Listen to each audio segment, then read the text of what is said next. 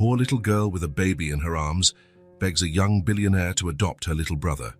What he does is unbelievable. Thursday afternoon started like any other for Silas Martinez. He left the office at 3:30, tie already loosened, thinking about the following week's meeting with the Japanese investors. The September sun beat down on the streets of Chicago, and he decided to walk to the parking garage instead of calling his driver. The air was cooler than it had been in recent days, a light breeze coming in from the lake. 2 blocks later, he stopped at the traffic light on Michigan Avenue. That's when she appeared.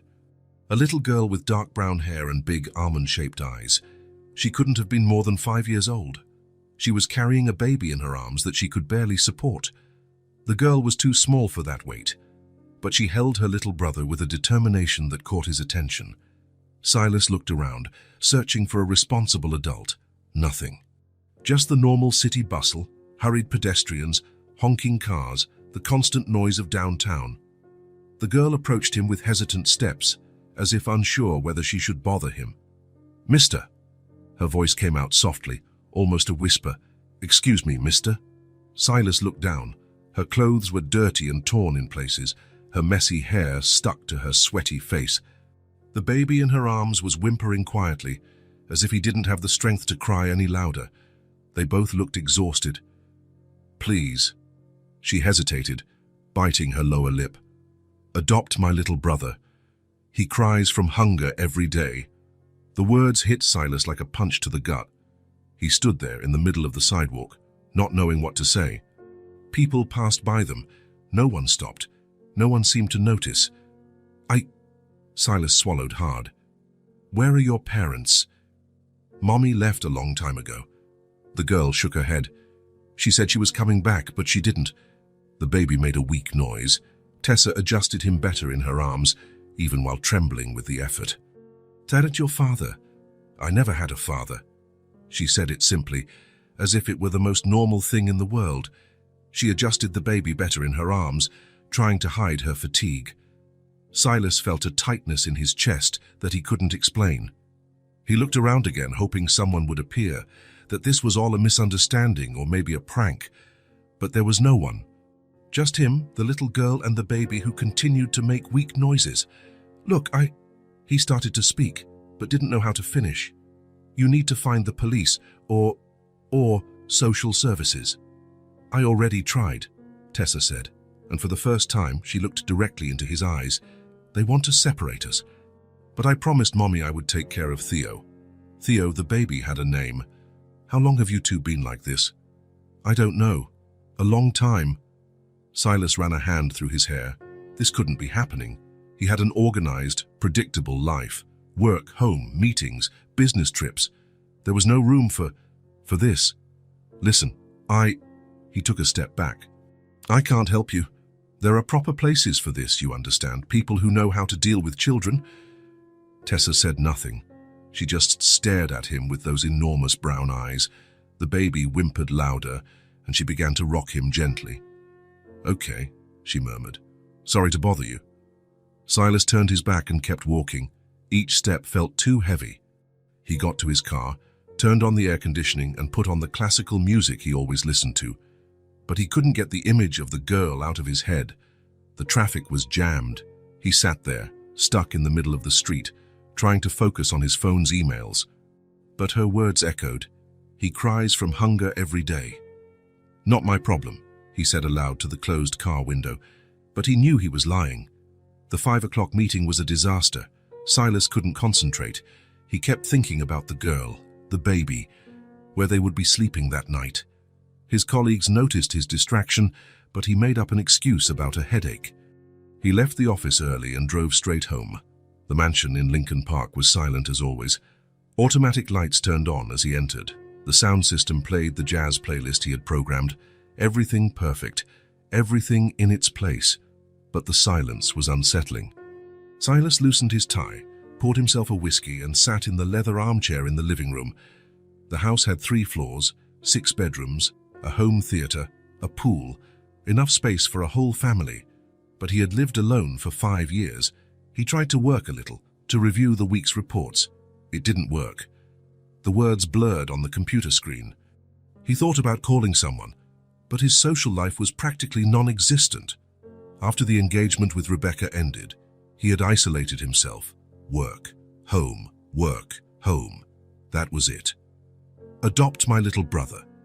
The girl's voice returned, as clear as if she were there in the room with him. Silas stood up, went to the window. Down below, the street was empty. Parked cars, lit lampposts, a few illuminated windows in the neighboring buildings. Normal life, normal people in their normal homes. He wasn't normal. He was a 32-year-old man who lived alone in a mansion, worked 12 hours a day, and had no one to call when he needed to talk. When did his life become this? Rebecca had said the same thing the day she ended it. "You live in a bubble, Silas. You don't let anyone in, you don't connect with anything real." At the time, he thought she was being dramatic. Now, 5 years later, alone in a huge house, he was beginning to understand. The girl was real, the baby was real, the hunger was real, and he had simply turned his back. Silas took another sip of whiskey. The liquid burned on its way down but didn't relieve the weight in his chest. He tried to watch television, but all the news seemed to be about families. He tried to read, but he couldn't concentrate on the words. It was almost midnight when he finally went to sleep, but sleep didn't come easily. He tossed and turned in bed, thinking about where those children were spending the night. It was cold for the time of year. He had noticed that when he got out of the car. Did they have shelter? Had they eaten anything? Were they scared? The last question made him sit up in bed. Of course they were scared. A 5-year-old girl alone with a baby, without food, without a home, without anyone. How could they not be scared? Silas got up, went to the kitchen, and made some coffee. There was no point in trying to sleep. The image of the girl's eyes wouldn't leave his head. He sat at the kitchen counter until the sun came up, drinking coffee and trying to understand what was happening to him. He had never been an emotional person. He could always separate other people's problems from his own life. That's how it worked in the business world. That's how he had managed to build everything he had. But something that afternoon had changed. Maybe it was the way the girl held the baby, as if he were the most important thing in the world. Maybe it was the simple way she had asked for help, without drama, without tears. Or maybe it was just the fact that, for the first time in years, someone had truly needed him. Not his money, not his company, not his influence. Him. When the sun had fully risen, Silas made a decision he couldn't even explain to himself. He put on casual clothes, something he rarely did on a weekday, and left the house. He drove downtown, to the same place where he had found the children. He didn't know if they would still be there. He didn't know what he would say if they were. He just knew he had to go back. He parked 2 blocks away and walked slowly. The morning was busy, people going to work, stores opening. Everything normal, until he saw the cardboard box.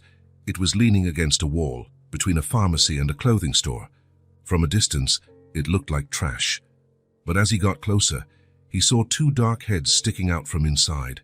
They were sleeping. Tessa had her arm around the baby, protecting him from the wind. They both looked exhausted, as if they hadn't rested properly. There was a thin blanket over them, torn in a few places. Silas stood there watching.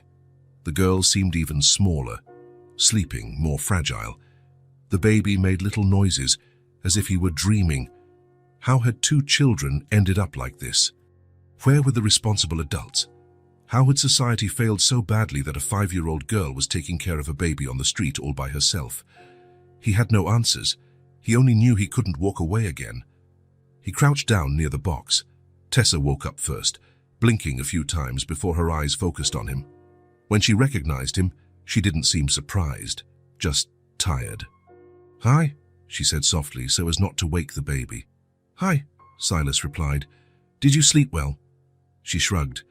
"Theo cried a lot last night. I think he's hungry." As if on cue, the baby opened his eyes and began to whimper.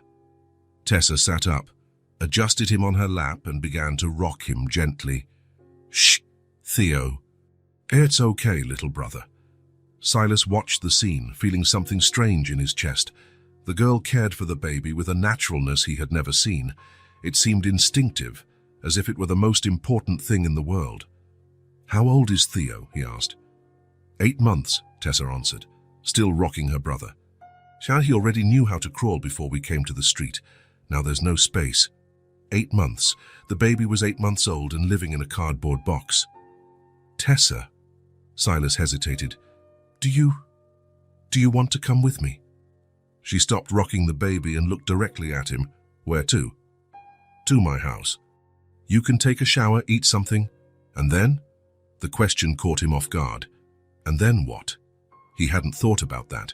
He hadn't thought about anything beyond the fact that he couldn't leave 2 children sleeping in a box on the street. I don't know, he admitted. But for today, you can stay somewhere safe. Tessa was silent for a moment, looking at her brother on her lap. Theo had stopped crying and was looking at Silas with curiosity. Okay, she said finally, but if you change your mind, you can bring us back. I know how to take care of him. Silas felt a lump in his throat. A 5-year-old girl talking about taking care of a baby, as if it were the most normal thing in the world. I'm not going to change my mind, he said, and at that moment, he believed it. He helped Tessa get up, held the blanket while she adjusted Theo in her arms. They walked slowly to the car. Silas opened the back door, helped the girl get in, and placed the baby on her lap. Seatbelt, he said automatically. Tessa fastened the seatbelt, holding Theo carefully. Silas settled into the driver's seat and started the car. In the rearview mirror, he saw the girl's eyes observing everything around them with attention. As he drove through the bustling city streets, his mind wouldn't stop racing. I shouldn't have gotten involved. This isn't my problem. The thoughts repeated like a desperate mantra. He had an organized life, a well-established routine, important commitments. He knew nothing about children, had never wanted kids, had never planned for something like this. But in the back seat, Tessa was humming softly to the baby, a sweet melody he didn't know. And Theo had stopped crying completely. When he looked in the rearview mirror again, he met the girl's brown eyes fixed on him. They weren't the eyes of a normal 5-year-old. They were the eyes of someone who had seen too much, who had grown up too fast, who had taken on responsibilities she shouldn't have to carry. But there was something else there, a kind of careful, fragile hope, as if she wanted to believe that maybe, just maybe, things could get better. As if she still had faith in adults, even after everything. Tessa's gaze from the back seat said the opposite of everything Silas was thinking. It said that maybe this was exactly his problem. It said that maybe he had gotten involved at the right time, in the right way, when it mattered most. It said that maybe his life wasn't as organized as he thought. It said that maybe something essential was missing. And for the first time in 5 long, lonely years, Silas wasn't absolutely sure of anything. The crying started as soon as they entered the house. Theo was screaming as if in pain, a desperate cry that echoed off the mansion's walls. Silas stood frozen in the entryway, holding the keys, not knowing what to do. The sound was deafening. It penetrated his bones, made his head throb. "Is he okay?" he asked, raising his voice over the noise. Tessa rocked her brother in her arms, trying to calm him, but Theo only cried harder. Tears streamed down the baby's red face, and he squirmed in his sister's arms. "He gets like this when he's hungry," Tessa explained, but her voice was tired. "Or when he's scared." Silas ran a hand through his hair. Hunger. Of course. When was the last time they had eaten? He hadn't even thought about it in the car. "Is there something he eats?" he asked, feeling completely lost. "Milk. But..." Tessa hesitated. "We don't have money to buy it." "Right. Milk. Babies drink milk." Silas knew this, in theory. But what kind of milk? How to prepare it? How much to give? He had no idea. Theo kept crying, the sound getting sharper. Silas began to feel desperation rise in his chest. This was a mistake. A huge mistake. He didn't know how to care for children. He had no experience, and he wasn't prepared for this. Maybe, he started, but stopped. Maybe what? Maybe he should take them back to the street. The thought made him feel sick. Tessa sat on the living room floor, settled Theo on her lap, and began to make gentle movements with him. The baby continued to cry, but she didn't seem as desperate as Silas. "Shh, Theo." Her voice was sweet, patient. "I'm here. Mommy will come back. So don't cry, okay? Silas stopped pacing and watched. Tessa was talking to her brother as if he could understand every word. Her manner was natural, loving, as if it were the most normal thing in the world. "Look, little brother," she continued, running her small hand through the baby's hair. "We're in a real house now. It has a roof, a warm floor. You'll see. Everything will be okay." Theo's crying subsided a little. It didn't stop, but it became less desperate. "Want me to sing that song you like?" Tessa asked, and began to hum a simple melody. Silas watched, fascinated and disturbed at the same time. The girl was 5 years old, 5. He could barely handle his own anxiety. And she was there, caring for a baby with a patience he had never seen in any adult. "How do you know how to do that?" he asked, unable to hide the admiration in his voice. Tessa glanced at him for a second, then returned her attention to her brother. "I've always taken care of him," she said simply, "almost since he was born. Mummy was always very tired, so I helped. I've always taken care of him. A 5-year-old girl had always taken care of a baby." Silas felt something churn in his stomach. "And your mother? Where is she now?" "I don't know." Tessa shook her head, continuing to hum. "One day she left and never came back. It's been a while now. A while now." As if it were normal, as if mothers just disappeared and 5-year-old daughters took on the responsibility of caring for their baby brothers. Theo stopped crying.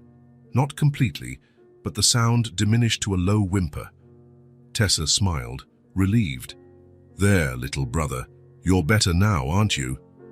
Silas couldn't stop staring. The way she spoke to Theo, how she held him, how she knew exactly what to do. She was too mature, too protective, too loving for a child her age. "Tessa," he said, crouching down next to the two of them, "are you hungry too?" She nodded, but didn't stop rocking her brother. "I'm going to order something for you to eat," Silas said, getting up and grabbing his phone. "And milk for Theo." He called a nearby restaurant for delivery, ordering sandwiches, soup, fruit. Then he called the pharmacy and ordered infant formula. As he spoke on the phone, he watched Tessa caring for her brother. She had laid Theo on the couch and was making funny faces at him. The baby had stopped crying completely and was trying to smile. When he hung up, Silas sat in the armchair across from them. The house was different with them there, not silent like always. It had life. "The food will be here in about 20 minutes, he said. "Thank you," Tessa murmured, not taking her eyes off her brother. They sat in silence for a while. Theo made little noises, as if trying to talk to his sister. Tessa responded to each sound, as if she understood perfectly what he wanted to say. Silas watched it all, trying to process what was happening. A few hours ago, his biggest worry was the meeting with the investors. Now he had 2 children in his living room, one of them a baby crying from hunger. How had he gotten to this point? The food arrived along with the items from the pharmacy. Silas prepared the formula following the instructions on the package, trying not to show that he had no idea what he was doing. Tessa ate slowly, as if not wanting to waste anything. Theo drank the entire bottle and finally seemed satisfied. "He'll sleep now," Tessa said, adjusting her brother on the couch. "When he eats, he gets sleepy. And you, aren't you tired?" "I am," she admitted, "but I have to take care of him." "Tessa," Silas hesitated, "you don't have to do everything by yourself. Not anymore." She looked at him with those serious brown eyes. "But if I don't take care of him, who will?" The question hit Silas like a punch. Who will take care of him? Of course she thought that way. For how long had she been the only person responsible for her brother? "I'll hire someone," he said, deciding on the spot. "A nanny. Someone who understands babies." "A nanny?" Tessa seemed confused.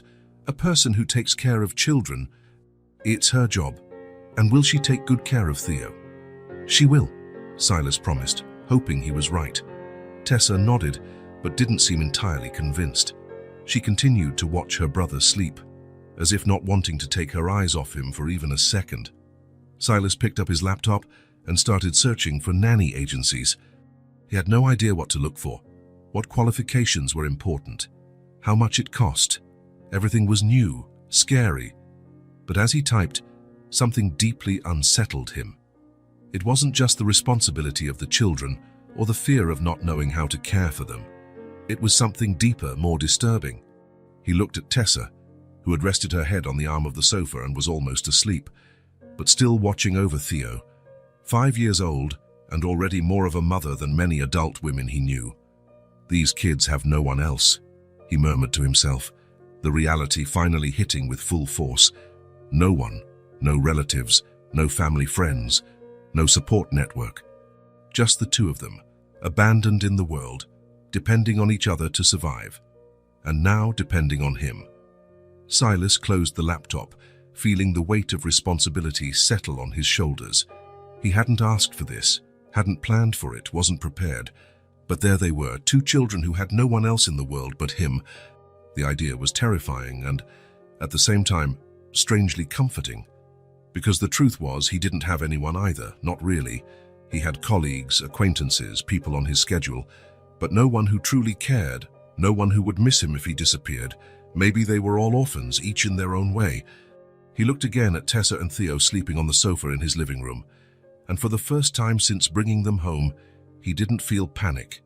He felt something he couldn't name, something warm and scary at the same time. He felt that maybe, for the first time in years, he wasn't completely alone. Silas parked in the garage after 3 hours in the most tedious meeting of his life.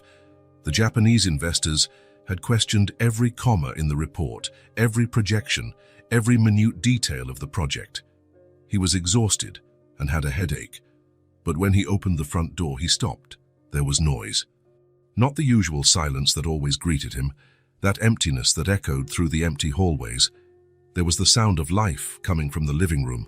Laughter, a high-pitched voice saying something he couldn't understand, and another, older voice responding patiently. The nanny, Carmen, the 50-year-old woman he had hired 2 days ago. After interviewing 5 candidates, she seemed to know what she was doing, had good references, experience with babies. But even so, Silas still felt lost when he came home. He took off his tie and walked slowly towards the living room. The sounds became clearer.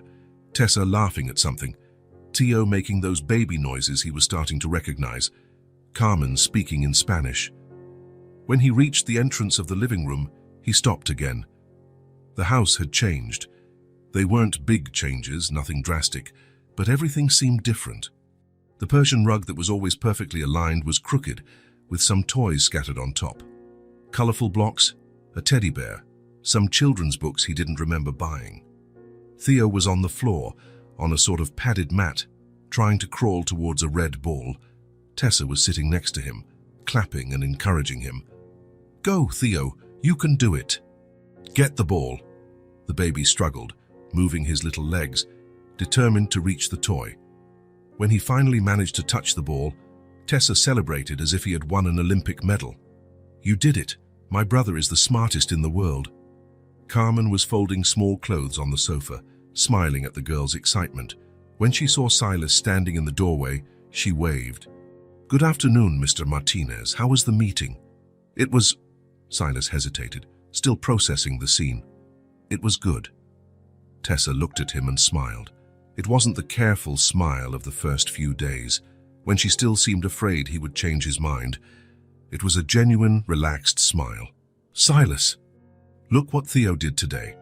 She picked up her brother and brought him over to where Silas was standing. Theo looked at him with curiosity, without the constant crying of the first few days. "He crawled," Tessa announced proudly. "Carmen said it's very early for his age, that he's super smart." "Is that so?" Silas looked at the baby, who was trying to grab his tie. "Congratulations, Theo." The words came out naturally, without him thinking. When he realized it, he was smiling too. "And I made something for you," Tessa said, suddenly becoming shy. "Want to see?" Before he could answer, she ran towards the kitchen. Silas followed her, curious. Carmen stayed in the living room with Theo, who had gone back to playing with the ball. In the kitchen, Tessa stopped in front of the refrigerator. Silas looked and saw something new there, a drawing held up by a magnet. It was made with crayons, in typical children's colors. 3 stick figures, holding hands, a very small one in the middle, a larger one on one side and an even larger one on the other. Above their heads, she had written in crooked letters, "My family." "This is you." Tessa pointed to the largest figure. "You're smiling." Silas looked closer. Indeed, the figure had a drawn-on smile, 2 dots for eyes and a curve for the mouth. Simple, childish, but undeniably a smile. "And this is me." She pointed to the middle figure. "And this is Theo." "It's very beautiful," Silas said, and he wasn't lying. There was something touching about the drawing in the way she had placed the 3 of them together, holding hands. "Do you really like it?" Tessa asked, as if his opinion was the most important thing in the world. "I really do." She smiled, relieved, and ran back to the living room. Silas stood there looking at the drawing on the fridge. My family. She had written my family. When was the last time someone had included him in a family? Even with Rebecca, they had never reached that point. It was always my apartment, my car, my life. Never our home, our life, our family. And here was a 5-year-old girl whom he had known for less than a week, already including him in her family. He went back to the living room and found Carmen tidying up the toys. "They are lovely children," she said, folding a small blanket. "Tessa is very responsible for her age, and Theo is a calm baby now that he's well fed." "How was the day?"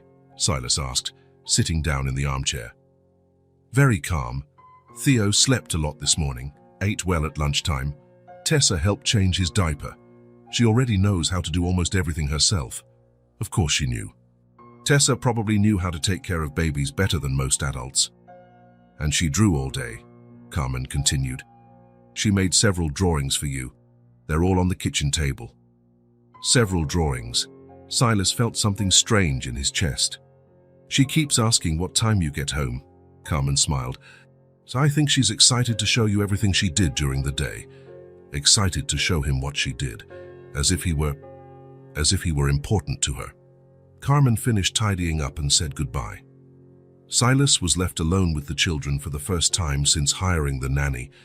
In the first few days, he always came home after Carmen had already left, avoiding being alone with them. But now, watching Tessa play with Theo on the rug, he no longer felt that initial panic. He still didn't really know what he was doing, but at least he didn't panic when Theo cried. "Silas!" Tessa looked at him. "Are you going to have dinner with us tonight?" The question caught him off guard. For the past few days, he had always eaten alone at the office after they had already had dinner. "You want me to have dinner with you?" "I do," she said simply. "Carmen made that soup you like. And there's bread too." Carmen made soup he likes. She had paid attention to what he ate, what he preferred. She had taken care of him too, not just the children. "All right then," Silas said. "I'll just change my clothes and be right back."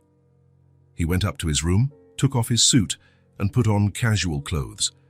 When he came down, he found Tessa putting Theo in the high chair that Carmen had bought. The table was set for 3 people. 3 people. When was the last time he had dinner at a table set for 3 people? They ate dinner together, Tessa talking about everything that had happened during the day. Theo ate his baby food, getting his whole face dirty, but looking satisfied. The house was filled with sounds.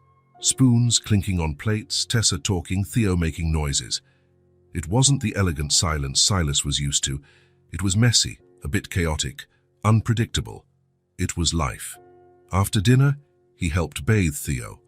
Or rather, he watched Tessa bathe her brother, ready to help if needed. The girl was careful. She knew exactly how to hold the baby, how to test the water temperature. "My mom taught me," she explained, as if she had read his thoughts. "She said I had to learn to take care of him in case she wasn't around." In case she wasn't around, as if she already knew she was going to leave. After the bath, Tessa put Theo to sleep, singing softly. Silas stood at the bedroom door watching. The scene was so natural, so full of love, that he felt almost like an intruder. When Theo finally fell asleep, Tessa slowly left the room, closing the door carefully. "He'll sleep through the night now," she said, proud of her work. "You did very well." She smiled, satisfied. Then she hesitated, as if she wanted to say something but didn't know how. "Silas." "Yes." "Do you like living with us?" The question was simple, direct, but loaded with meaning. Silas realized she was genuinely worried about the answer. "I do," he said, and realized it was true. "I like it very much." The smile she gave in response was the most beautiful he had ever seen. Later, after Tessa went to sleep, Silas went back to the kitchen and looked at the drawing on the fridge again. My family. 3 stick figures, holding hands. He carefully took the paper from the fridge, as if it was something precious. He couldn't throw it away. He couldn't even leave it there, where anyone visiting the house could see it. He went up to his office and opened his desk drawer. He placed the drawing there, among important documents and multi-million-dollar contracts. For some reason, it felt like the right place, the place where he kept the things that truly mattered. Silas woke up in the middle of the night to Theo crying. Again. It was the 3rd time that week. The baby had nightmares, or colic, or something Carmen had explained, but that he hadn't quite understood. The crying echoed through the house, and even with Carmen sleeping in the guest room, Silas was the one who woke up first. He got out of bed, put on a robe, and went to the children's room. Tessa was already up, trying to calm her brother. "Sorry," she whispered when she saw him at the door. "He's been like this since yesterday." "You don't need to apologize," Silas replied, but he felt the exhaustion weighing on his shoulders. He stood there, watching Tessa rock Theo, humming softly. In a few minutes, the baby calmed down. When he finally went back to bed, it was almost 4 in the morning. The next morning, he arrived at the office with dark circles under his eyes and in a terrible mood. The meeting with the German clients was a disaster. He lost his train of thought twice, mixed up numbers, and had to apologize. "Are you okay?" asked Marcus, his partner, after the clients left. "I'm just tired." "Tired?" Marcus frowned. "Since when do you get tired? You used to work 18 hours a day without batting an eye." Since when indeed? Silas didn't know what to answer. Since he had 2 children at home waking up in the middle of the night, since his days revolved around bottle feedings and naps, since his perfect house turned into a place full of toys and a baby's cries. "I need to take care of a few things," he said, and left the room before Marcus could ask any more questions. Back in his office, he closed the door and stared out the window. Chicago stretched out below, bustling and impersonal. His life before the children seemed so simple from up there, predictable, organized. He picked up the phone and dialed the number he had saved in his contacts a week ago. Department of Social Services, Sharon speaking. "Hello, Sharon. This is Silas Martinez. We spoke last week about a situation with 2 children." "Ah, yes, Mr. Martinez. How can I help you?" Silas hesitated. On the other end of the line, Sharon waited patiently. "I was thinking that maybe it's better to find a stable home for them." The words came out more easily than he expected, but they left a bitter taste in his mouth. "I understand," Sharon said, without judgment in her voice. "It's a difficult decision. May I ask what made you change your mind?" Silas ran a hand through his hair. "I have no experience with children. I don't know if I'm doing the right thing. Maybe they deserve someone who knows how to take better care of them." "Mr. Martinez, may I ask a question? Are the children well cared for? Fed, clean, safe?" "They are." "And do they seem happy?" Silas thought of Tessa running to show him her drawings, of Theo trying to crawl after the red ball, of the noisy dinners at the kitchen table. "They do." "Then maybe you're taking better care of them than you think," Sharon said gently. But if you really want me to find a family for them, I can start the process. It will take a few weeks." "A few weeks?" "It's difficult to find families willing to adopt 2 siblings together. Most prefer babies or single children. I can try, but I can't guarantee they will stay together." The words hit Silas like a punch in the stomach. They wouldn't stay together. Tessa and Theo separated. He started, but stopped. "They need to stay together." "I understand, and I'll do my best, but you need to know that the options are limited." Silas hung up, feeling worse than before he had called. He sat there, staring at the phone, trying to process the conversation. A few weeks. Maybe separated. The rest of the day passed in a fog. He tried to work, tried to focus on the numbers and reports, but he couldn't stop thinking about the conversation with Sharon, He left the office earlier than usual and drove home without rushing. Part of him wanted to prolong the drive, to postpone the moment of arriving and seeing the children, knowing he might be planning to get rid of them. But when he parked in the garage and opened the front door, Tessa ran to him as she always did. "Silas! Silas!" She was holding a piece of paper in her hands, her eyes shining with excitement.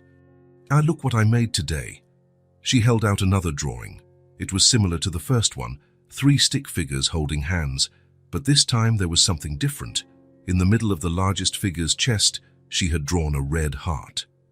"This is you," she pointed, proudly. "Tessa, but today I drew a heart, because Carmen said that good people have big hearts." Silas looked at the drawing, feeling something heavy form in his chest. "Tessa, and do you know why I did this?" she continued, not waiting for an answer. "Because today I dreamed that we were a family." The words echoed in the silent hallway. Tessa looked at him with those hope-filled brown eyes, holding the drawing as if it were the most precious thing in the world. Silas couldn't answer. The words were stuck in his throat, mixed with guilt and confusion. He took the drawing from her small hands, feeling the thin paper between his fingers. "Do you like it?" Tessa asked, suddenly uncertain. He nodded, still unable to speak. Tessa smiled and relieved, and ran back to the living room, where Theo was playing with Carmen. Silas stood in the hallway, looking at the drawing. The red heart in the middle of the figure seemed to pulse on the paper. "Today I dreamed that we were a family." He went up to his office and opened the drawer where he had kept the first drawing. He placed the new one next to the other, the 2 papers crumpled from the care with which she had made them. He sat in his chair and stared at the drawings. 2 children who had no one in the world, a girl who dreamed they were a family, a baby who was learning to crawl in his living room. And he thinking about sending them away because he was tired, because his life had been turned upside down, because he was afraid. Afraid of what? Of getting attached. Of taking on a responsibility he didn't ask for. Of discovering that maybe he wasn't as good at taking care of people as he was at taking care of business. Or afraid of discovering that maybe he was good at it, and that his entire life up to that point had been empty. He sat in silence for a long time. The drawings in front of him, the sounds of the house reaching him muffled through the closed door, Tessa talking to Theo, Carmen preparing dinner, life happening around him. Life that he had brought into his house, that had changed everything, that had turned his silent mansion into a home. And now he was thinking of throwing it all away because he was scared. The phone rang. It was Sharon, probably wanting to confirm the next steps, to start the process of finding a family for Tessa and Theo. Silas looked at the ringing phone, then at the drawings, then at the closed office door. He didn't answer. He wasn't ready to make that decision yet. He still didn't know if he could live with it. Sharon's call went unanswered for 3 days. On the 4th day, Silas deleted the number from his phone. It wasn't a conscious decision. There was no dramatic moment of revelation.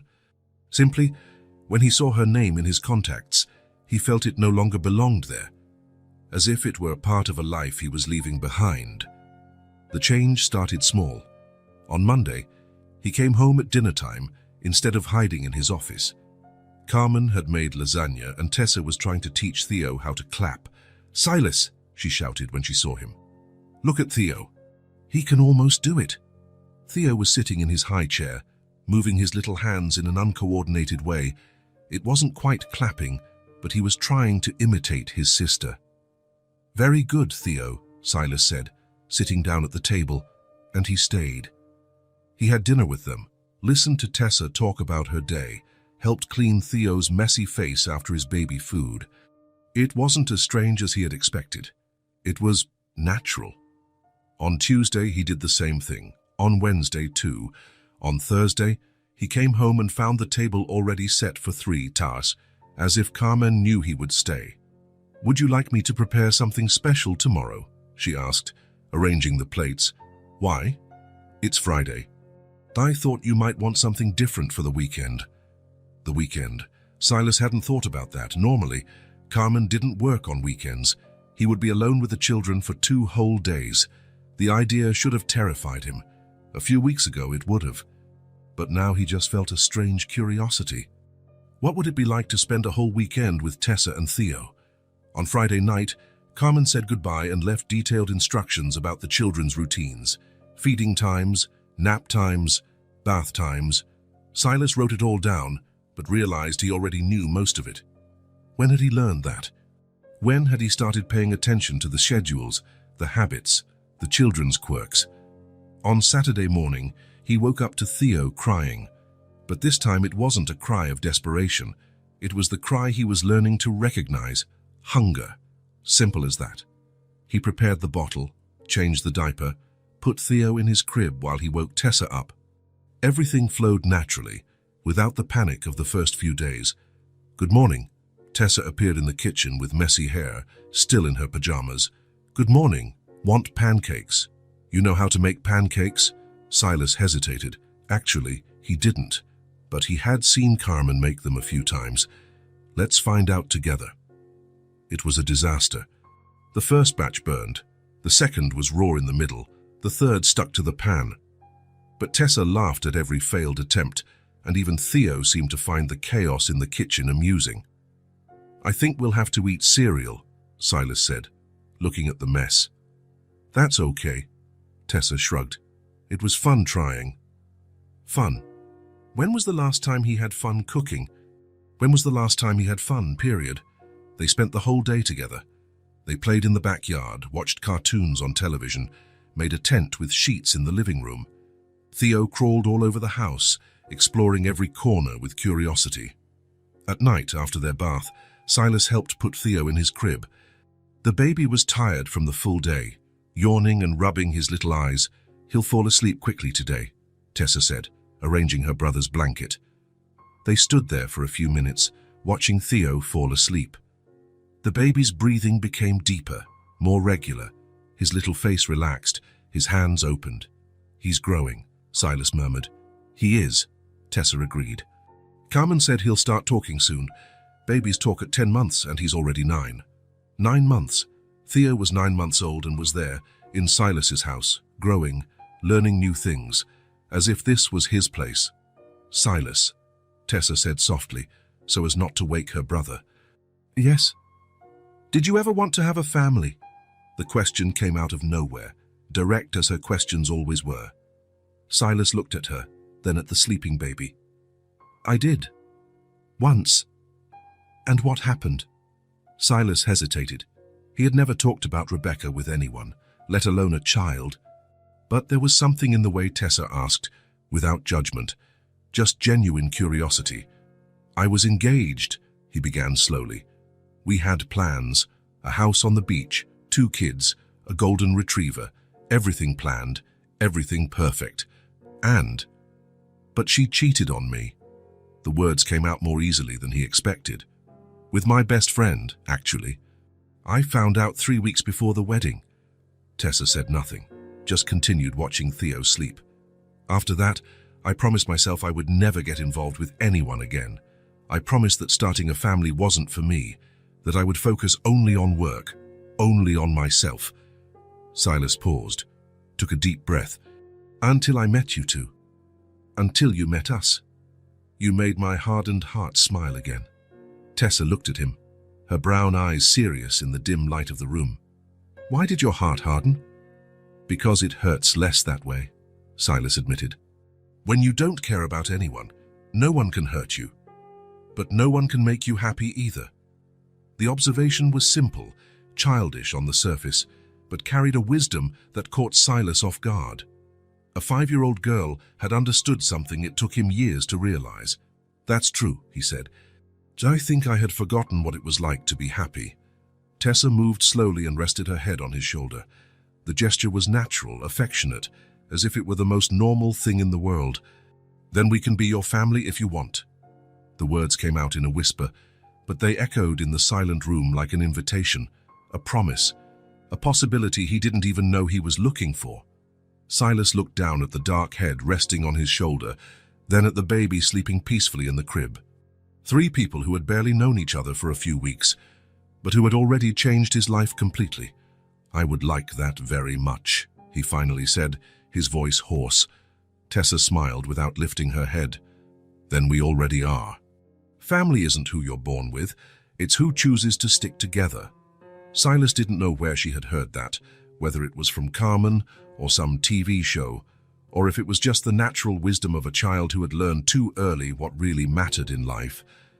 But he knew she was right.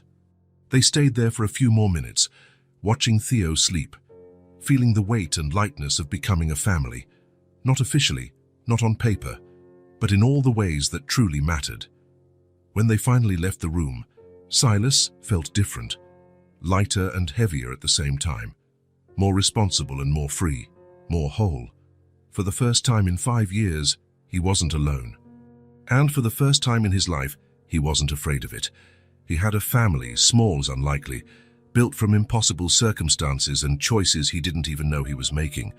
But it was his, and they were his, and that was more than enough. The meeting with the Samsung executives was going perfectly. Silas was presenting the last quarter's numbers, graphs climbing, optimistic projections. The export contract was practically sealed.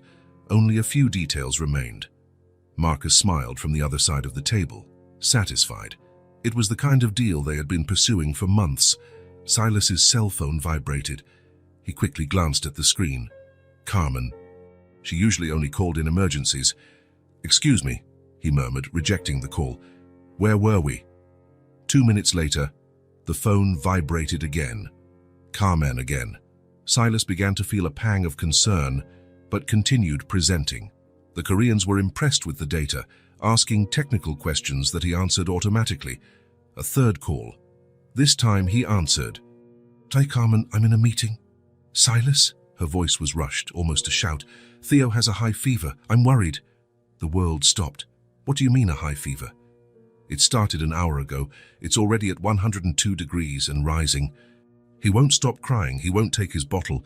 He's very hot." Silas jumped up from his chair so quickly he knocked over his glass of water. The presentation on the screen, the Korean executives, the multi-million-dollar contract, it all disappeared. "I'm on my way. Take him to the hospital. I'll meet you there." "Which hospital?" "The closest one. Northwestern Memorial. I'm heading straight there." He hung up and turned to his colleagues at the table, who were looking at him in confusion. "I have to go," he said, already grabbing his jacket. "Family emergency." "Silas, the meeting," Marcus began. "You finish it. Sign whatever needs to be signed." "But—" Silas was already at the door. He ran down the hallway, pressed the elevator button 3 times in a row. When the doors didn't open immediately, he ran down 10 flights of stairs. In the parking garage, he started the car with trembling hands. Traffic. Of course there was traffic, just when he needed to get home fast. He honked, cursed, changed lanes 5 times. He called Carmen on the way. "How is he?" "The fever is up to 104. Tessa is terrified. She wants to stay with him in the car. I'm leaving the house now." 104 degrees. Babies could have seizures from high fevers. They could suffer brain damage. They could... Silas stepped hard on the accelerator. He arrived home just as Carmen was putting Theo in her car. The baby was crying weakly, a different sound from his normal cry. He was red with fever, his little body limp in the nanny's arms. "My God," Silas whispered, touching the baby's forehead. It was burning. "Let's go in my car," he said, taking Theo in his arms. "It's faster." Tessa came running out, her face wet with tears. "Silas, Theo is really sick. He won't stop crying." "It's going to be okay," he said, trying to sound calm. "We're going to the hospital and the doctors will take care of him." He put Theo in the car seat, but the baby cried even louder with the movement. Tessa climbed in beside him, holding her brother's little hand. "Shh, Theo. Silas will take care of us." The trust in her voice made Silas's stomach churn. What if he couldn't take care of them? What if it was too late? What if... He drove to the hospital, breaking every speed limit. Carmen called the emergency room and told them they were on their way. Theo kept crying, each sound making Silas drive faster. "Please, don't let anything happen to him," he murmured, more to himself than to anyone else. Northwestern Memorial was busy. Silas stopped the car at the emergency entrance, took Theo in his arms, and ran to the reception. Pediatric emergency, he told the nurse. Baby with a high fever. Name? Theo. Silas hesitated. What was Theo's last name? He had never asked. Theo Martinez. The words came out automatically. Theo Martinez, as if he were his son. The nurse filled out the form quickly and called a doctor, Dr. Patricia Chen, a pediatric specialist. She examined Theo right in the hallway, checked his temperature, listened to his heart. We're going to run some tests, she said calmly. It could be a simple viral infection, but with babies, we always prefer to be sure. Simple viral infection. The words should have reassured Silas, but he could only think about the could be. What else could it be? They took Theo to an examination room. Silas and Tessa waited in the white hallway. Carmen had gone to park the car and buy water. Is he going to be okay? Tessa asked, looking through the window of the room where the doctors were examining Theo. He will, Silas said, pulling her onto his lap. The doctors here are very good.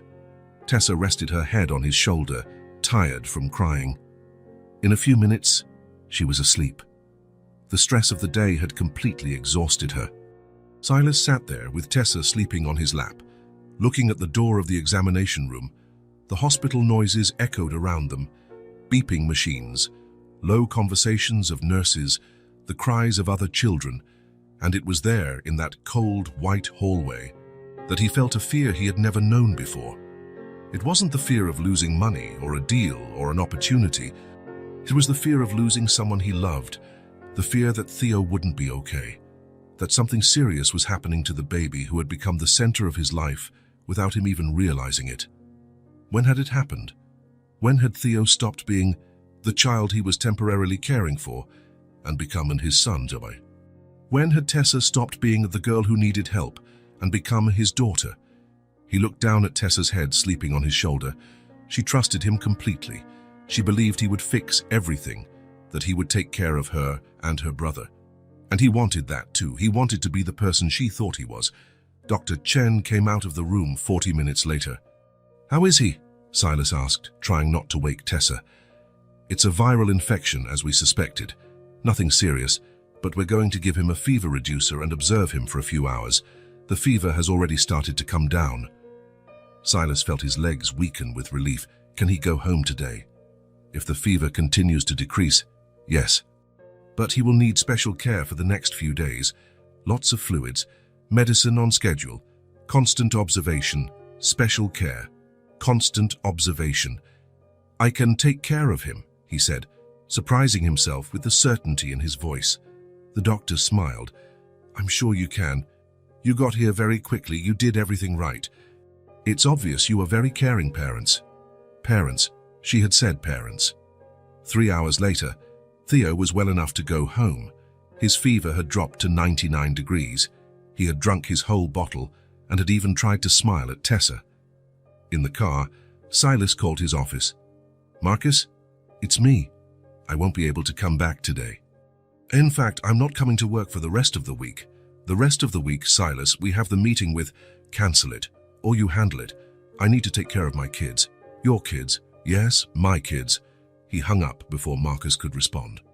At home, he settled Theo in his room with a humidifier that Carmen had bought at the pharmacy. He gave him medicine on schedule, checked his temperature every 2 hours, and didn't leave his side. Tessa helped with everything, bringing clean diapers, holding the bottle, singing softly to her brother. She was exhausted, but refused to sleep far from Theo. Can I sleep here on the floor? She asked at bedtime. You can sleep in my bed, Silas said. Son, it's big enough for both of us. That way I can keep an eye on Theo and on you. That night he slept with Tessa on one side and Theo's crib on the other. He woke up every hour to check if the baby was breathing well, if the fever hadn't returned. The 4th time he woke up, he found Tessa looking at him in the dark. You're not sleeping either, she whispered. I'm taking care of you. Mommy didn't do this when I got sick. The sentence caught Silas off guard.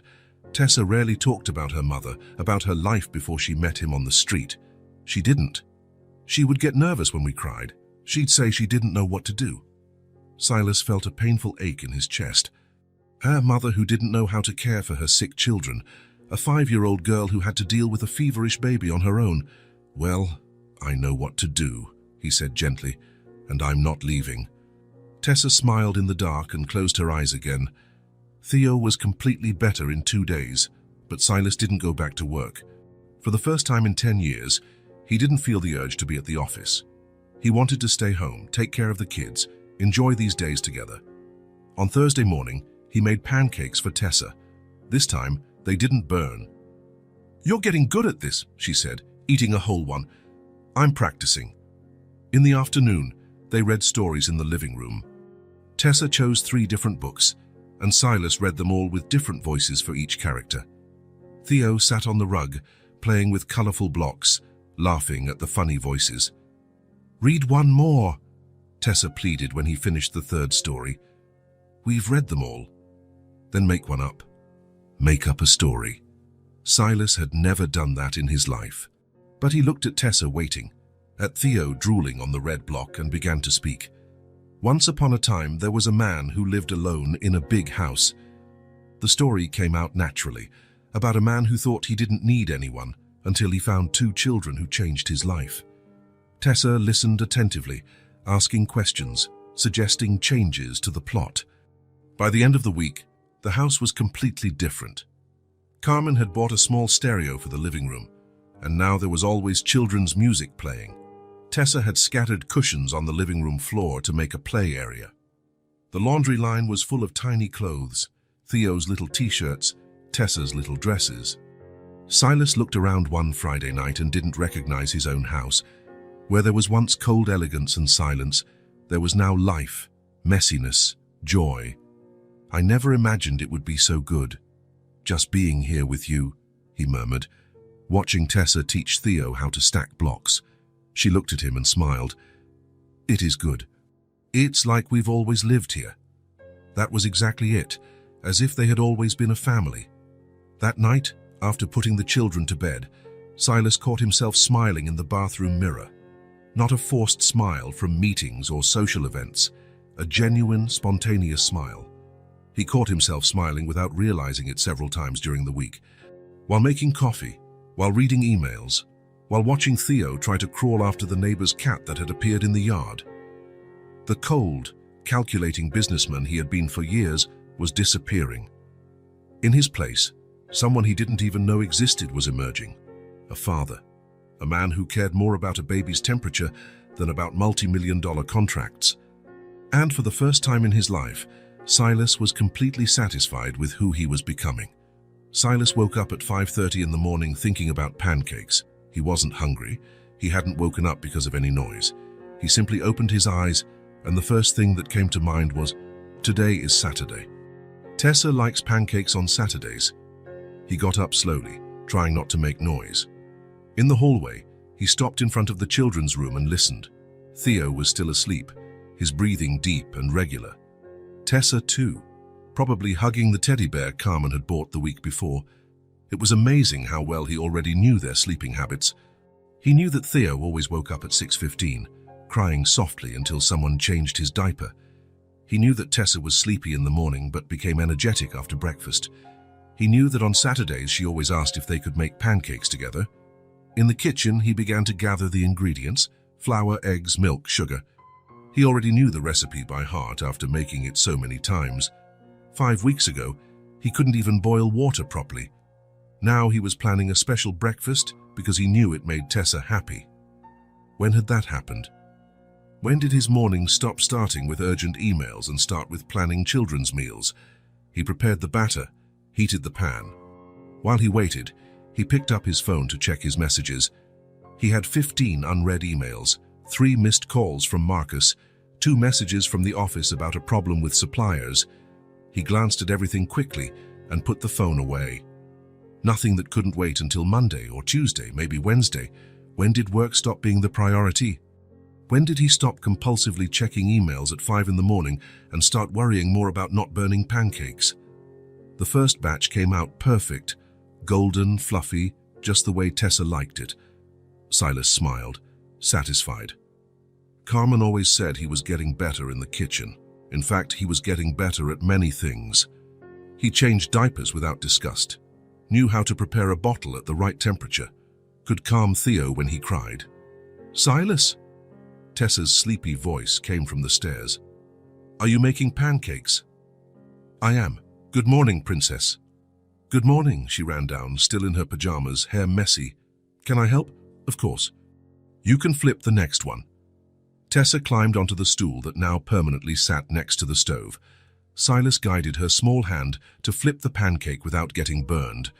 It was their ritual, something that had emerged naturally after a few weeks. "I did it," she shouted as the pancake landed perfectly in the pan. "Very good. You're becoming a chef." Theo woke up with the noise and started to whimper. Silas automatically went to get him, changed his diaper, and brought him to the kitchen. The baby sat in his high chair watching them cook, making his happy noises. "Theo, look!" Tessa showed him the pancake. "I made it." The baby clapped his hands and laughed. In the last few days, he had started to really clap. Not just the uncoordinated movements from before. It was a small achievement, but one that filled Silas with pride as if it were the greatest victory in the world. "He's almost talking," Tessa said, giving a small piece of pancake to her brother. Carmen said it will be soon. "Yesterday he was making da-da-da sounds all afternoon." "What do you think his first word will be?" Silas asked, sitting at the table with them. "I say," Tessa said confidently, "which is my name?" Or Las, "which is yours?" Silas smiled. In recent days, Theo had started making sounds that really seemed like syllables. Carmen said it was normal that he was experimenting with his voice, but Silas paid attention to every sound, trying to identify the first real word. He wanted to be there when it happened. He wanted to be the first person to hear Theo speak. He had even left some meetings early last week because Carmen said the baby was almost there. When did it become so important for him to be present for all the children's important moments? When did missing a first word start to seem more crucial than closing a $2 million deal? After breakfast, Tessa ran to her room to get her new drawings. She had made 3 the day before while Silas was working in his home office. It was another one of their rituals. She would save the day's drawings to show him when he got home. "This one is our house," she showed the first one. "Look, it has windows, a door, a chimney, and this garden with flowers that Carmen planted." It was a typical child's drawing. A square house, a triangular roof, a yellow sun in the corner. But she had drawn 3 figures in front of the house, holding hands, their family. And this one is us at the park. The second drawing showed stick figures on a seesaw. "Shilu said you were going to take us to the park today." Had he said that? Silas tried to remember. Oh, yes. On Thursday, when Tessa asked if she could play outside, and he said that on Saturday he would take her and Theo to the park. A casual promise he didn't even remember making. It was funny how she remembered every promise, every comment, every plan he made, as if his every word was too important to forget. And this one is special. Tessa held the third drawing as if it was something precious. It's Theo saying his first word. Silas looked closer. It was Theo sitting on the floor, with a speech bubble coming out of his mouth. Inside the bubble, she had written "Daddy" in crooked but neat letters. "Do you think his first word will be Daddy?" he asked, feeling something strange in his chest. "I think so. Because you take care of us like a daddy does." "Even better. Even better." The phrase caught Silas off guard. Better than who? What father was she using as a comparison? The one she never had, or one she knew who didn't take good care of his children? "So what do you mean better, Tessa? You always come when we call, you make yummy food, you read stories, you stay when we're sick." She counted on her fingers. "Real daddies do that. Real daddies." When had he started acting like a father without realizing it? When did he stop seeing himself as someone temporarily taking care of 2 children and start seeing himself as a father? The phone rang. Marcus. "Excuse me," Silas said to Tessa. "It's work." "Silas, where are you? We have the presentation for the board on Monday, remember? And the problem with the Chinese suppliers is turning into a crisis." "I remember the presentation. And about the suppliers, can't you handle it?" Me? Silas? You're the one who always deals with them. You speak Mandarin, you know their culture. I can make a call on Monday. A call? They're threatening to break the contract. We need to go to Shanghai this week. Silas looked at Tessa, who was showing the drawings to Theo, and at Theo, who was trying to grab the paper with his little hands. The idea of traveling to Shanghai, of spending a week away from them, seemed impossible. Marcus, can I call you back later? We're in the middle of breakfast. Breakfast? It's 9:30 in the morning. Yep, special Saturday breakfast. Silas, what is happening to you? You used to be a workaholic. And now it seems like you don't even care about the company anymore. It's not that I don't care, it's just... Silas paused, trying to find the right words. It's just that I have other priorities now. He hung up before Marcus could respond. Other priorities. Special Saturday breakfast. When had he developed family traditions? When had Saturday morning become sacred? Because it was his time with the children. Who was that? Tessa asked. Marcus. From work. He wants me to travel to China this week. Are you going? Her question was loaded with concern. Silas realized she was afraid he would leave, afraid of being abandoned again. I'm not going, he said without hesitation. I don't want to travel. I want to stay here with you. The relief on her face was immediate. Good. I don't like it when you travel. The house gets too quiet. The house gets too quiet. Of course it did, because now he was an essential part of their routine. His presence or absence completely changed the dynamic of the house. Marcus wasn't angry, exactly. He was confused, and Silas understood. 5 weeks ago, he was completely dedicated to work. He would cancel any personal commitment for an important meeting. Now, he was refusing international trips because he wanted to stay home and make pancakes. Why don't you want to travel? Tessa asked, curious. How could he explain to a 5-year-old that his priorities had completely changed, that he now cared more about her drawings than about multi-million-dollar contracts? Because you two are more important than any trip, he finally said. More important than work. Much more important. It was true. He had realized this clearly the previous week, when he was in an important virtual meeting and found himself wondering if Theo had eaten all his lunch, or when he was reviewing urgent contracts and stopped to text Carmen to ask how the afternoon nap had gone. His days no longer revolved around meeting schedules. They revolved around the children's schedules. 6 o'clock bottle, 3 o'clock snack, 7 o'clock bath. His mental agenda was filled with childhood milestones, when Theo would start talking, when Tessa would learn to read, whether they should enroll her in preschool. It's good that you think about us, Tessa said, smiling. I think about you too. When I'm playing, I wait for you to come home from work. Carmen always asks what time you're coming. She waited for him to arrive. A 5-year-old girl organized her day around his return home, and Carmen paid attention to this. She knew about her anticipation. You are the best part of my day, Silas said, and realized he had never said anything so true in his life. Are the part I look forward to the most. They spent the morning at the park, as promised. Tessa went to the slide while Silas sat on a bench with Theo on his lap. The baby watched the other children play, fascinated by the movement and voices. Ba ba ba, Theo said, pointing to a ball a girl was playing with. Ball, Silas said slowly, articulating clearly.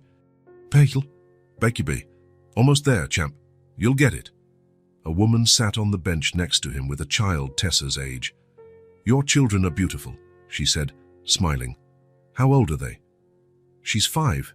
He's 10 months, Silas replied automatically. Thank you.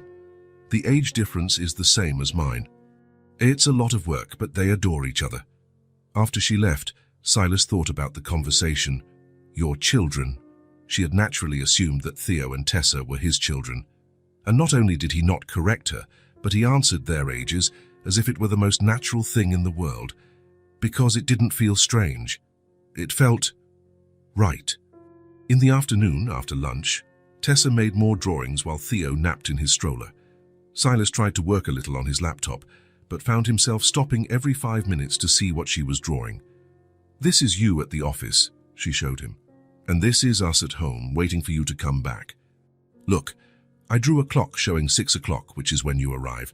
Him at the office, them at home waiting until 6 o'clock. That's exactly how it worked now. He would go to work thinking of them, keeping an eye on the time so as not to be late. They stayed at home with a routine that culminated in his return. "Tessa," he said, closing the laptop completely. "Can I talk to you about something?" "You can." She dropped her crayons and gave him her full attention, as she always did when he wanted to have a serious talk. It was impressive how a 5-year-old could be so focused when needed. "The truth is, I can't live without you guys anymore." The words came out naturally, unplanned. But the moment he said them, he knew it was the purest truth he had ever spoken in his life. "I can't live without you either," Tessa replied simply. "You're our family now. Our real family. Our real family, not as if, not sort of. It was family, period. In the words of a 5-year-old, without complications or reservations. "I want it to be official," Silas said. "I want you to be my real children, on paper too." "What do you mean?" "Adoption. It's a legal process where you and Theo officially become my children, with a new birth certificate, everything. My name as your father." Tessa's eyes shone with an intensity he had never seen before. "Can we have your last name?" "You can." "Tessa Martinez and Theo Martinez." She tested the sound of the name in her mouth, repeating it several times. "Tessa Martinez, Theo Martinez. I like it a lot. It really sounds like family, doesn't it?" "It sounds perfect." On Monday morning, Silas called his lawyer before he even got to the office. He was walking down the street, drinking coffee, when he dialed the number. "Robert, this is Silas Martinez. I need to talk to you about an adoption process." "Adoption? You didn't tell me you were dating someone seriously." "I'm not. It's 2 children I've been taking care of for a few weeks. I want to legally adopt them." "I see. It's a complex process, but possible. Do you want to schedule a meeting to discuss the details?" "I do, as soon as possible. Today, if possible." "You seem very decided. I can see you today at 3 in the afternoon." "Perfect." When he hung up, Marcus was waiting for him at the company's reception with a sour look on his face.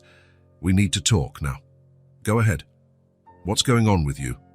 "You're not the same anymore. You come in late, leave early, can't focus in meetings, refuse trips." "I'm focusing on what really matters. The company matters. We built this together. You're throwing it all away for 2 kids you've known for a month." Silas looked out the office window. Down below, Chicago continued its frantic pace.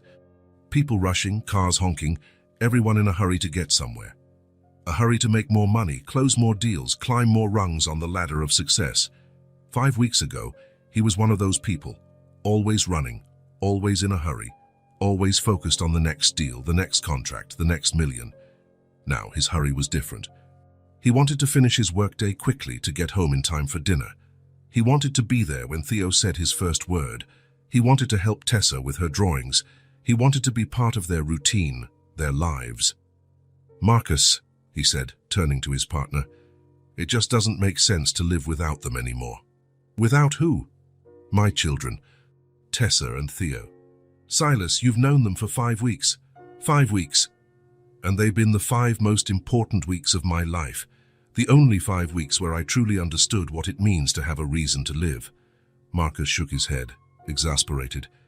"You can't make decisions based on emotion. This isn't how you've always worked. You've always been rational, calculating. Maybe that's exactly the problem. Maybe I've worked my whole life the wrong way. Maybe I've wasted 30 years focusing on the wrong things." Marcus left, slamming the door. Silas didn't care. He knew that eventually his partner would understand, or he wouldn't, but it wouldn't change anything. In the afternoon, at the meeting with Robert, Silas explained the whole situation. The lawyer asked detailed questions, took notes, explained each step of the process. "It will take a few months," Robert said. "We need to verify that the children really have no other relatives, conduct psychological evaluations, home visits, hearings." "How long exactly?" "Between 6 months and a year, depending on the circumstances, and it will be expensive. We're talking about at least $50,000. $50,000. Silas spent more than that on wine per year. "Money is not an issue." "Are you sure about this decision?" Robert asked, leaning forward. Adoption is irreversible. Once the process is finalized, you will be legally responsible for these children until they turn 18. Education, health, everything. 18 years. Tessa was 5. Theo was 10 months. He would be responsible for them for the next 17 years. 17 years of parent-teacher conferences, childhood illnesses, adolescence, college. The idea should have scared him. A few months ago, it would have. Now, it seemed like the most natural thing in the world. Those two, it's the most certain decision I've ever made in my entire life, he said without a second's hesitation. And it was true. More certain than starting the company. More certain than buying the mansion. More certain than any investment he had ever made, any deal he had ever closed. Because for the first time, he wasn't making a decision based on logic or financial benefit. He was making a decision based on love. And love, Silas was discovering, was the only thing that really made sense in the end. The phone call came on a Thursday at 2 in the afternoon. Mr. Martinez. Robert's voice was different, more excited than usual. I have good news. The paperwork has been approved. The adoption can be finalized next week. Silas stopped what he was doing immediately. He was reviewing a contract, but the words on the screen lost all meaning. Next week? Tuesday, at 10 in the morning. The judge will sign the final documents. The children will need to be present. But it's just a formality. Everything has already been approved. 8 months. 8 months of paperwork, interviews, home visits, psychological evaluations. 8 months waiting for someone to decide if he was fit to be the father of the children he had already considered his own for so long. And now it was ending. Thank you, Robert.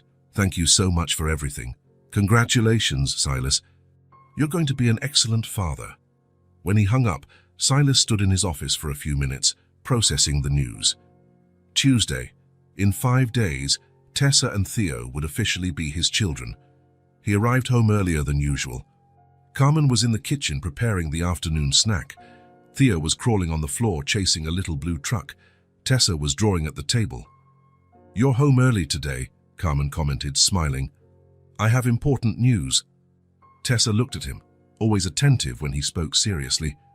What news? Silas crouched down to be at her level. Theo crawled over to him and propped himself up on his pant leg, trying to stand. The adoption was approved. On Tuesday, you will officially be my children. Tessa dropped her crayon and her eyes widened. For real, for real. Tuesday morning, we'll go to the courthouse, the judge will sign some papers, and that's it. You'll have my last name, a new birth certificate, everything. Tessa Martinez and Theo Martinez, she said softly, testing the names again. Exactly. Carmen smiled, moved. Over the last few months, she had become more than a nanny. She was part of the family too, the grandmother the children never had. This is wonderful, she said, wiping her hands on her apron. I'll make a special cake for Tuesday. In the following days, Silas found himself nervous in a way he couldn't explain. There was no doubt about the decision, no regret. But the officialization seemed to make everything more real, more definitive.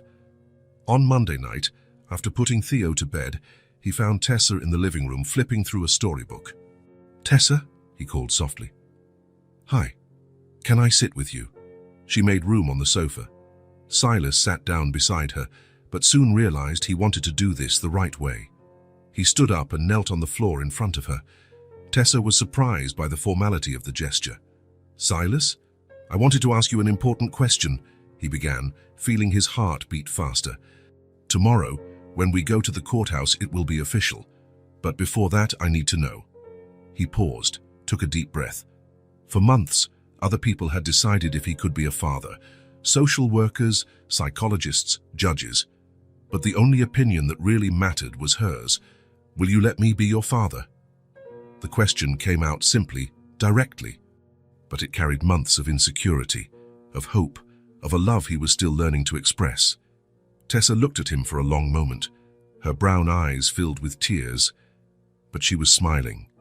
You already are my father, she said, her voice choked with emotion. But I want to be sure it's what you want. That it's not just because you have no other choice. The tears began to stream down her face. Tessa leaned forward and hugged his neck tightly. "You changed my life," she whispered in his ear. "I thought family wasn't for me, but now I can't see myself without you." Silas felt his own eyes welling up with tears. He hugged her back tightly, as if he wanted to protect her from everything that had happened before he appeared in her life. "I can't see myself without you either," he murmured. They stayed embraced for a while, without saying anything. It was the most important moment of his life, more significant than any contract he had ever signed, any deal he had ever closed. "Tomorrow we're going to be a real family on paper too," Tessa said when they separated. "We are already a real family. The paper is just to make it official." On Tuesday morning, they dressed with care. Silas put on a suit. Tessa wore the blue dress Carmen had bought especially for the occasion. And Theo wore a tiny formal outfit that made him look like a baby executive. The courthouse was an imposing building in downtown Chicago. Walking up the stairs with the two children felt like a historic moment, as if they were entering a new phase of their lives. The hearing was quick and formal.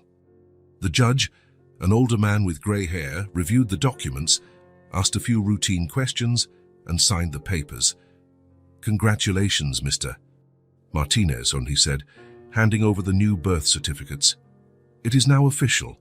Tessa Martinez and Theo Martinez are legally your children." Silas looked at the certificates. Father's name, Silas Edward Martinez. Mother's name, left blank. Children, Tessa Sofia Martinez, age 5. Theo Gabriel Martinez, age 11 months. It was real. It was written on paper, stamped official. They were a family. On the way out of the courthouse, Carmen was waiting for them with a camera. She took several photos on the building's steps, Silas holding the certificates, Tessa hugging him, Theo in his arms making a face at the camera.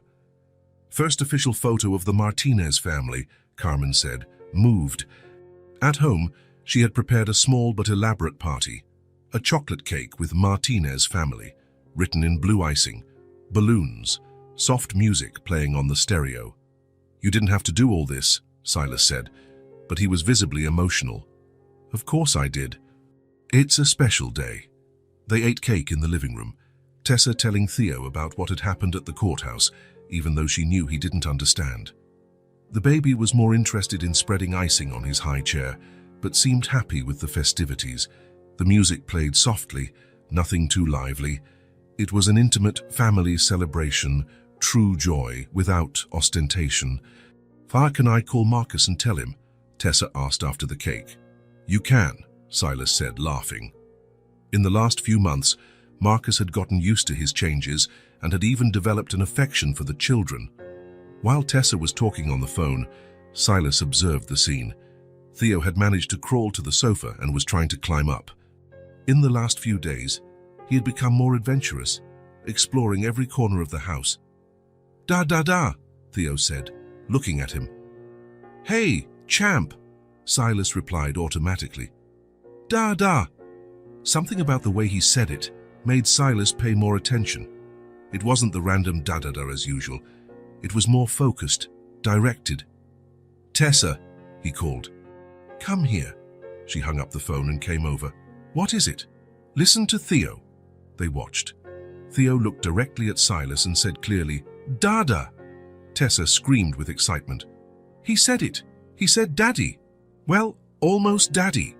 Carmen came running from the kitchen. "What happened?" "Theo said his first word," Tessa explained. "He said, Dada," looking at Silas. The first word, on the day of the adoption. Silas felt the timing couldn't have been more perfect. "Say it again, Theo," Tessa pleaded. "Say, Dada." "Dada," Theo repeated, clapping his hands. It was official in every possible way now, on paper and in the heart. That night, after all the day's excitement, the house was calmer. Carmen had gone home. The cake was put away. The balloons still decorated the living room. Silas was bathing Theo when he heard Tessa singing in her room. It was a melody he didn't know, sweet and soft. "Sleep, my little brother, sleep in peace. Tomorrow there's more play, tomorrow there's more." He finished the bath quickly and went to watch.